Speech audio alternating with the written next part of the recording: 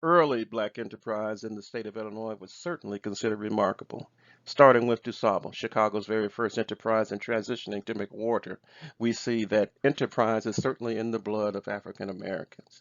John and Mary Jones took the baton from them and opened doors for politics and businesses. In addition, they mentored John W. E. Thomas and Lloyd G. Wheeler, who worked together with Booker T. Washington to open up the doorways for black enterprise at the national level. Together, these transitions laid a firm and solid foundation upon which black enterprise in the state of Illinois would thrive. The roots of the National Negro Business League are found at the 1895 convention in Atlanta, where Booker T. Washington gave a stunning address to an audience of blacks and whites.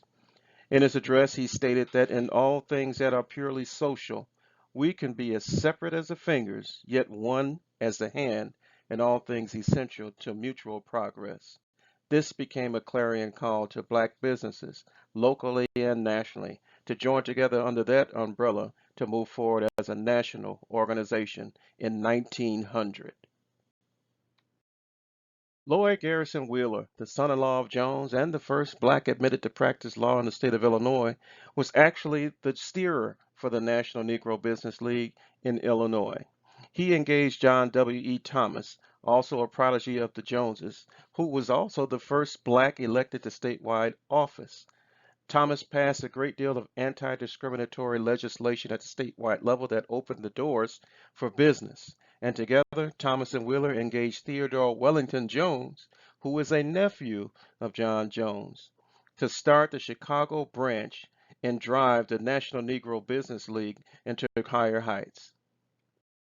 The key factors for the Negro Business League included number one, keeping the money in the community. Number two, promotion to expand enterprises. And number three, coexist versus integrate.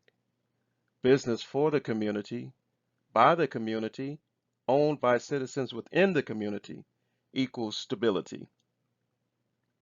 The key factors promoted by the Negro Business League were certainly promoted globally by Marcus Garvey.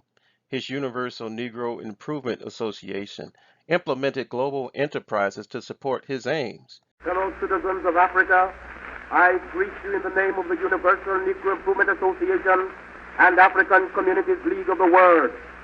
You may ask, what organization is that?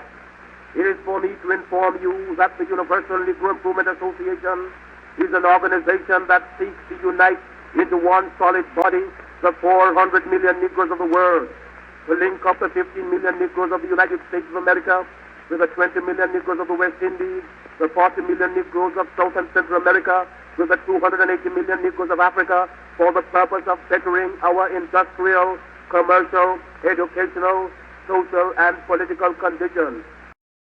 Of the three top drivers of black advancement during this era, Washington and Garvey held similar beliefs while Du Bois focused on integration and education seemed to chart a different course.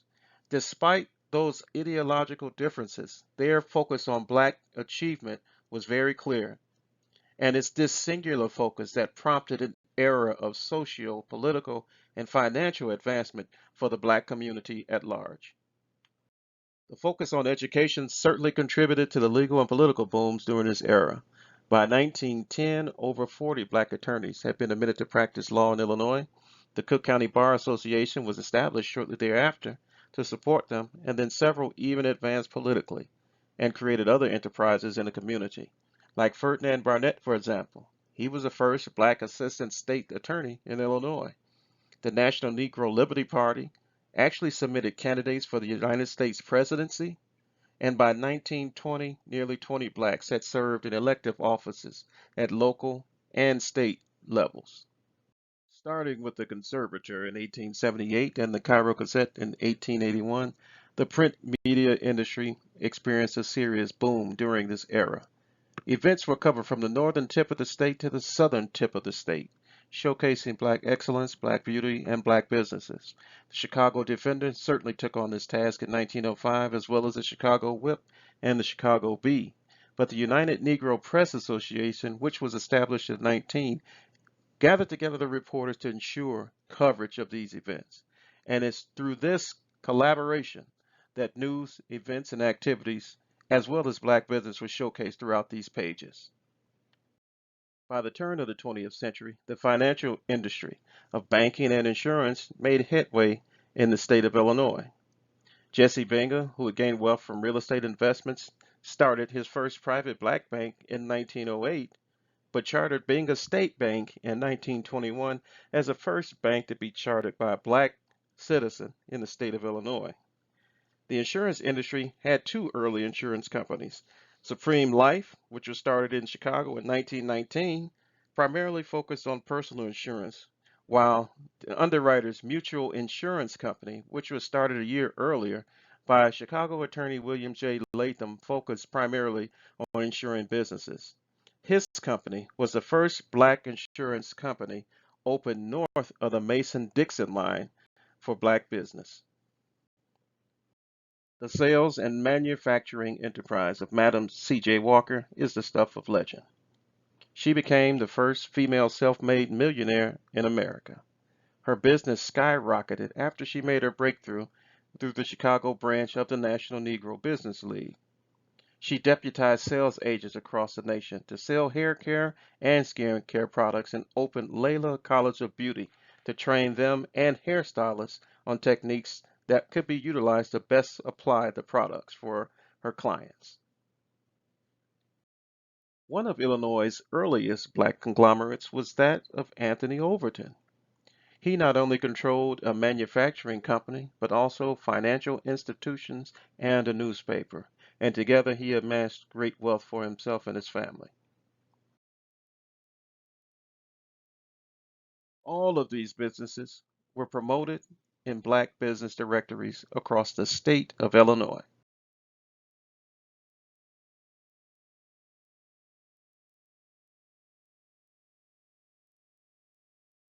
So what is the legacy of this period? Advancement was achieved through business ownership. They ensured generational growth by opening doors for successors. Dollars circulated within a community created a high degree of financial stability.